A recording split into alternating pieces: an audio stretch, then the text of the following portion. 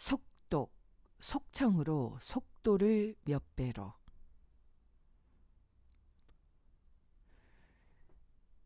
책상 정리처럼 그다지 머리를 쓸 필요가 없는 작업을 할 때면 저는 항상 이어폰을 끼고 있습니다. 이것이 제 독서 스타일이죠. 10여 년 전에 빠르게 듣는 속청을 마스터하고 나서 거의 모든 독서는 속청으로 대신하고 있습니다. 시각과 청각은 훈련을 통해 상당히 빠르게 작동할 수 있습니다.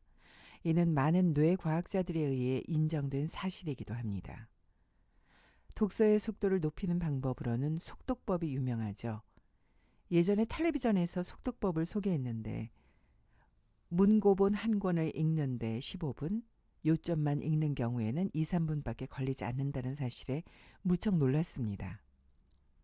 이런 기술이 있는데도 익히지 않는다면 너무 아깝지 않을까요? 미국의 대학이나 경영학 스쿨에서는 학생들이 기겁할 만큼 많은 양의 과제를 내줍니다. 매주 두꺼운 주교재, 부교재를 몇 권씩 읽고 보고서로 제출해야 학점을 딸 수 있죠. 저도 경영학 논문을 쓰기 위해 매일같이 방대한 양의 논문과 자료를 단시간에 읽어야만 했습니다. 어느 정도 속독도 가능했지만 저는 청각에 자극받는 감수성이 잘 발달된 타입이라 속청의 도움을 더 많이 받았습니다. 특히 암기해야 할 내용은 눈으로 읽는 것보다 귀로 들었을 때 그 효율이 높았습니다. 속청 연습은 음성을 초고속으로 반복해서 듣는 과정으로 이루어집니다. 고속으로 재생하면 처음에는 끼릭끼릭하며 작은 동물이 우는 소리밖에 들리지 않습니다. 하지만 점점 익숙해지면 어느 날 분명하게 알아들을 수 있게 되죠. 그 순간을 잊을 수가 없습니다. 들렸어라며 뛰어오를 듯 기뻐했는데 그 감동은 굉장했습니다. 그 다음에는 보고 싶은 책을 소리내어 읽으며 녹음하는 작업을 했습니다. 처음에는 제가 읽고 녹음했는데 같은 내용을 듣는 거라면 프로의 목소리, 프로의 발성법이 훨씬 듣기 좋았습니다. 그래서 지금은 프로 아나운서가 낭독해준 내용을 CD로 만들어서 속청을 하고 있습니다. 프로 아나운서에게 부탁해야 하니 나름의 비용이 드는 건 당연합니다. 하지만 그렇게 함으로써 시간의 가치는 더욱 높아졌습니다. 책을 빨리 읽을 수 있을 뿐 아니라 이동 시간을 배움의 시간으로 변화시킬 수도 있습니다. 그 점을 감안한다면 낭독에 드는 비용은 절대 비싸지 않습니다. 비행기나 기차를 탔을 때는 두말할 것도 없이 잠이 드는 순간까지 속청을 합니다. 녹음이 가능한 세미나에서는 반드시 녹음을 하고 그 이후에 속청을 합니다. 속청을 이용하면 어떤 환경에서든 세미나 복습마저 완벽하게 해낼 수 있죠.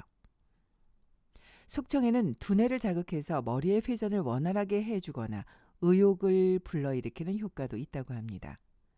내용을 의식하지 않고 느긋하게 두뇌를 이완시키면서 속청하면 무의식 상태로 인도되어 그곳에서 과포화 입력이 이루어지고 잠재의식의 낭독 내용이 각인됩니다.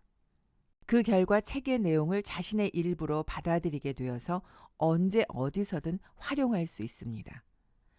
미국에서는 대통령실에 근무하게 되면 무엇보다 먼저 속독법을 배운다고 합니다.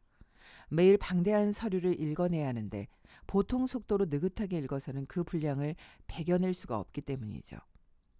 우리 병원에서는 신입 직원에게 속청으로 CD를 듣게 합니다. 신입이 들어오면 몇 가지 연수를 실시하는데 그 가운데 속청으로 이루어지는 공부도 포함되어 있습니다. 그때까지 알지 못했던 속청과 조우하면서 자신의 능력이 눈에 띌 정도로 향상됨을 느끼면 신입 직원의 의욕과 의식은 급격히 변화합니다. 사람에게는 잠재의식이 있고 그 잠재의식을 자극함으로써 가능성이 열린다는 사실을 100마디의 말보다 더 확실하게 깨닫게 되는 것이죠.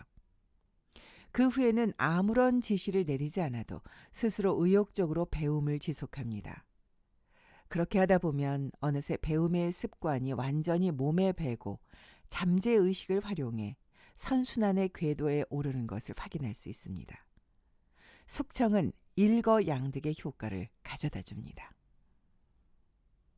연수입 10억을 벌어들이려면 속독, 속청으로 시간의 가치를 배 이상 늘릴 수 있다.